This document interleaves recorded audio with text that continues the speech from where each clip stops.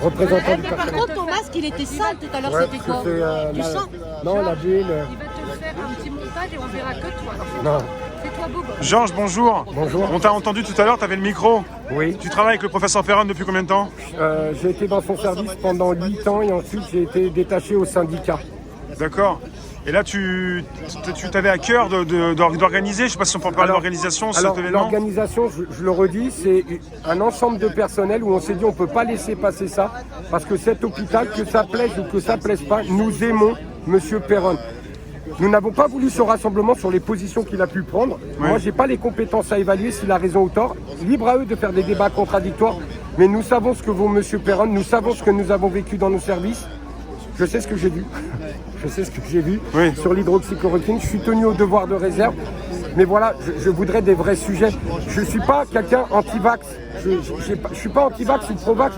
La question n'est pas de savoir si je suis pro ou anti. Non mais là pour soigner, c'est pas au-delà du vaccin. Le Non, vaccin il soigne pas, le vaccin il empêche d'avoir le virus ou Je la ne maladie. sais pas en fait. Non, Il semblerait que vous non. savez pas. Il semblerait que Vous soignez plutôt, vous soignez les gens qui sont malades. C'est soigner. Et aujourd'hui, ce que je reproche à certains médias, ce que je reproche vraiment à certains médias, le cri d'alarme des hôpitaux, au-delà du Covid, ça fait plus de 10 ans qu'on le signale. Et en fait, on fait que nous traiter de feignants, mais on n'est pas des feignants, le personnel hospitalier. On soigne des gens. Et nous avoir présentés en 2016 comme des privilégiés qui défendions les repos, enfin, je pense que les médias ne se sont pas rendus compte que les soignants s'est sentis insultés. C'est ce qui a fait qu'il y a une cassure avec le personnel soignant. Je pense que ces médias-là ont eu la même cassure avec les Gilets jaunes, puisqu'on les a vus comme des fanatiques, ils appartenaient aussi à l'extrême droite. Mais quand est-ce que les gens vont se dire, en fait, on n'est ni d'extrême droite, ni d'extrême gauche, en fait, on emmerde tout ça. On veut juste que les vérités soient dites, on veut juste récupérer nos libertés. On a le droit de respirer. J'ai le droit d'avoir des activités, on n'a pas le droit de me priver. Au nom de la crise sanitaire, des virus, il y en a toujours eu. Et aujourd'hui, du jour au lendemain, on m'interdit toute activité pour mes enfants, c'est horrible. Pour le professeur Perron, vous avez organisé cet événement, on peut dire, mais il était tout de suite d'accord. Monsieur Perron n'était pas au courant. Pas au Ça courant. veut dire que c'est vraiment spontanément avec le personnel où on a voulu faire un rassemblement en soutien à Christian Perron. Comme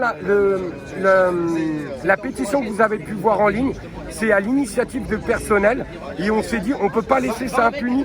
On n'est pas là pour dire si Christian a raison ou a tort. Moi, je n'ai pas ses compétences.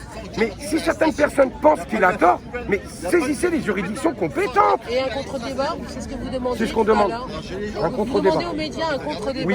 avec le professeur Perron. Avec le professeur Perron, avec le professeur Raoult, parce que j'ai entendu dire que M. Raoult ne voulait plus rencontrer certaines personnes parce qu'il a été insulté.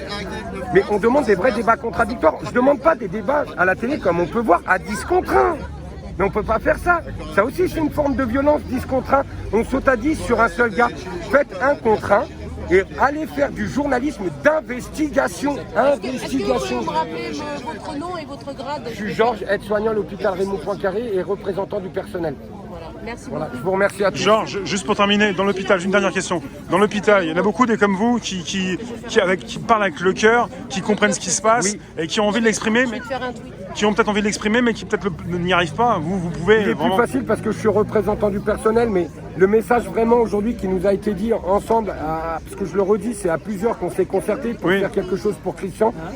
On l'a fait parce qu'on aime ce monsieur-là et ce monsieur-là soigne.